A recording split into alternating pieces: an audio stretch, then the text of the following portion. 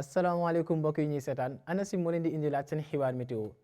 yëngu-yëngu bi am géej te ñu leen ko doon annoncé démb dina doon ul lay doon incha allah boo xam ni dina weesu ñaari mètre ak genn wàll ci côte bi yëpp donte dina ko xaw a sori tuuti toll ci juróom-benn fukki kilomètre looloo moo koy soree tefes bi te dina tàmbali tey ci guddi bu ñaar fukki waxtu jotee bu fukki waxtu jotee ngeen baal ma jëm ba ëllëg samedi ci boori midi donc bu ñëwee ci wàllum jaww ji ak animation satellite bi dinañ gis ni guddi tey jii jëm ba ëllëg asamaan su leer la ñuy am ci réew mi yëpp du ñu am benn niir boo xam ni war nañ ko mën a séntu ci réew mi te prévision yu ñuy xaarandi guddi tey jii day wane comme niñ ko waxee asamaan su leer ak nag seddaay boo xam ni dinañ ko nemmeeku bu baax ci boori bët saalumu réew mi ak tamit boori péng ndax dinañ fa amee foofu fukki degré ak juróom benn muy yi gën a néew te ñu koy am ca Kolda Matam waaye tamit ba ci Kaffrine bu loolu weesoo ay température yu toll ci fukki degré ak juróom-ñaar dinañ ko am fële ca Ziguinchor ak Sédhiou waaye tamit ca boori Bakel ñëw tuuti ci digg réew mi ci Louga ak Diourbel li des ci réew mi nag température yi nañu xaw a yéeg tuuti toll ci ñaari fukki degré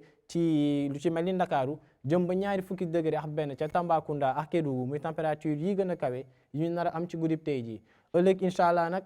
tàngoor la ñuy gën a nemmeeku ndax boori bët gànnaar réew mi lañ nar a am ay température yu xaw a tane tuuti ca Saint-Louis mi nar a am 35 degré ak Podor mi nar a am fanweeri degré ak ñeent waaye Ndakaaru moo nar a am température bi gën a néew ëllëg nar a toll ci ñaari fukki degré ak juróom-ñeent bu ñu xoolee digg réew mi penku réew mi ñëw ba ci booru bët saalumu réew mi température yi dinañu xaw a yéeg tuuti toll ci fanweeri degré ak juróom-ñett ci